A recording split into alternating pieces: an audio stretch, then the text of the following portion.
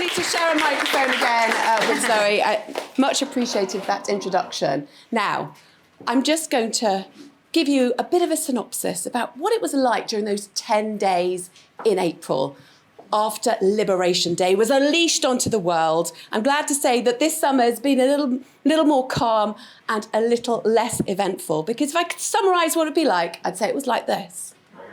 This is the hyperspace mountain roller coaster at Disneyland Paris. Now, we knew we were going to be buckled up for a roller coaster ride. We were prepared for those tariffs, but the deep plunges, twists and turns on markets, well, it was just like that. It plunged the world into darkness. And now we've come off this ride, finally blinking into the sunlight. But the problem is we don't know when that ride is going to take off yet again. We've heard today that Trump's going to slam 200% tariffs on pharmaceutical goods, 50% tariffs on copper. The world is still very uncertain. We are in this circus of uncertainty. And the deep twists and turns on the markets have been more intense than during the great financial crisis, when I spent plenty of all-nighters trying to work out what Gordon Brown, Mervyn King and Alistair Darling were going to do to try and save the economy. So today, in the 10 minutes, I'm going to tell you where we are right now when it comes to trade, what the outlook is for the global economy and the UK, where some of the opportunities could be, but where the risks are lurking on the horizon, and how you can deal with this, what you can do to try and make yourself that little bit more resilient and seize the opportunity when it comes. So we are off the roller coaster and we are onto the bumper cars.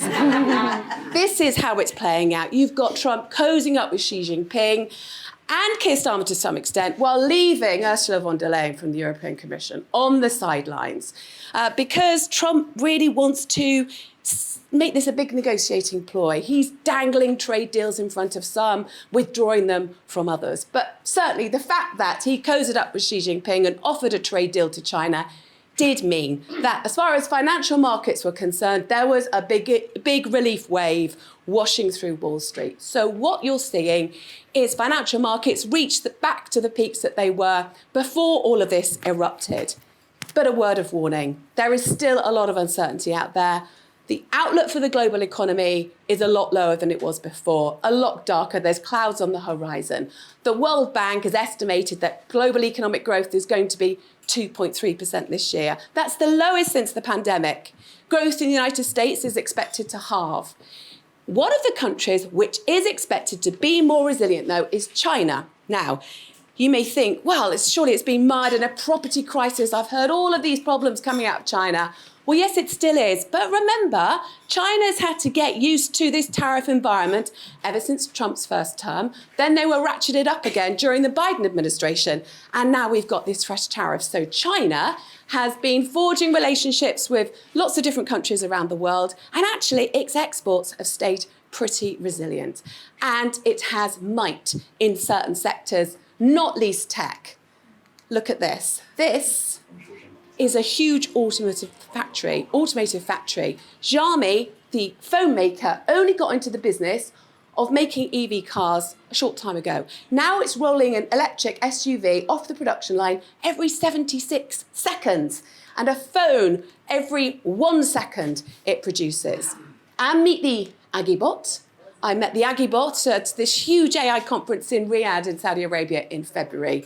It is so impressive. This is the next wave of AI-powered robotics that is coming out of China. Home helps, potential bricklayers. And it's this type of technology is why the US is running scared, and why you are not going to see any kind of real ceasefire in the trade wars erupting anytime soon between the US and China. We are still going to have this trade war evolving, and it's not going to change anytime soon. So what about the UK? Well, this is what Keir Starmer has been doing. He's been hooking for trade deals. So we've got trade deals hooked with the United States and India and the European Union, of course. And that actually, despite all the headlines that we are seeing, like today I walked past City AM on the newsstand saying Britain is broke. Well, it is in a tricky situation in terms of the public finances. Yes, that is for sure, because we have, of course, the welfare revolt. We have increased spending on defence. But as far as international investors are concerned, they do see the United Kingdom now as a more stable place to do business. But of course, growth is not going to be shooting the lights out. Only expected to come in about 1.1%, 1.2%. So there is a lot more work to be done. So where could the opportunities be amid all of this uncertainty? Well, of course, as we've been hearing today, AI, it's going to be part of our daily lives. And those big tech giants on Wall Street, the ones with the really deep cash pockets, even if there is going to be turbulence as demand for AI waxes and wanes in the future, or we have problems when AI starts to use regurgitated AI data to train its large language models, or we have chip shortages coming up, they will be resilient nonetheless. And the AI juggernaut is going to keep powering. But also it's the essentials. It's those companies that make toilet rolls, for example. We always need them in times of crisis.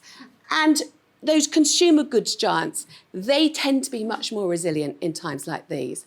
But also, it's the ultra luxury, the high net worth individuals. They're growing around the world. And so you've got the likes of Rolls-Royce motor cars, Chanel, Hermes. They're doing pretty well. It's the mid-market where there are difficulties, and it's really tough. Those companies aimed at the aspirational shopper whose budgets have really come under the cosh. So what is ahead in the fairground house of horrors? What threats linger on the horizon? So we've had the black swan, that's the pandemic, it was a really highly unpredictable event that hit the world in the face.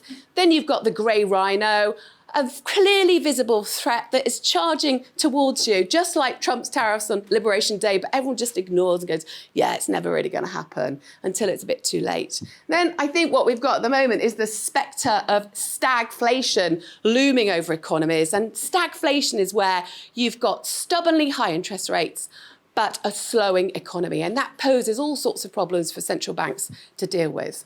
But of course, as well, we do have geopolitical risk. And we are in a high risk cycle at the moment. We are not dealing with rational actors. We've seen lots of unpredictable events happen. Look at the spike in the oil price over the last few weeks after the US attacked Iran. And we still have the war in Ukraine playing out. Of course, the invasion of Ukraine took the world by surprise. But it didn't take the military by surprise. Certainly not the Royal Air Force. This was me back in 1999. I was a flying officer. I became a squadron leader in the Royal Air Force Reserves.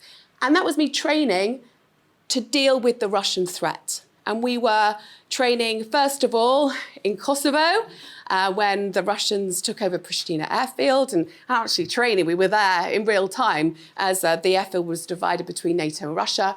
And also after that, we went to Hungary to train the RAF to counter the threat from Russia. So even though eyes had been turned to the Middle East by 2000, 2001, of course, always the threat that Europe faced from Russia was not forgotten.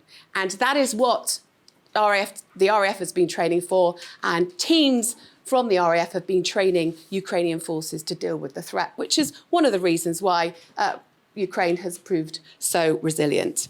Now, the other threat, of course, as I'm sure we'll hear a little bit later as well, is from climate change. And I've been lucky enough to spend quite a considerable time over the past few years in Norway's high north, chairing this geopolitical conference called Arctic Frontiers, which has been absolutely crucial at a time when there's been this fracture between Russia and other Arctic nations. It's been really the sole conference whereby dialogue could continue. And there, the realities of climate change really hit hard. The Arctic ice sheet is melting. That's opening up new shipping routes, but it's also causing potential for future conflict over resources, over mining opportunities, over transport routes. And so it's considered potentially to be the next area where geopolitical risk could erupt. But at the same time, we have to look at how climate change is affecting other parts of the world, and there could well be repercussions there. For example, the United States, we've seen the terrible flood damage in Texas. And as these events keep happening, it could lead to potentially another big financial market wobble, because what you're seeing is that great swathes of US residential property could become uninsurable.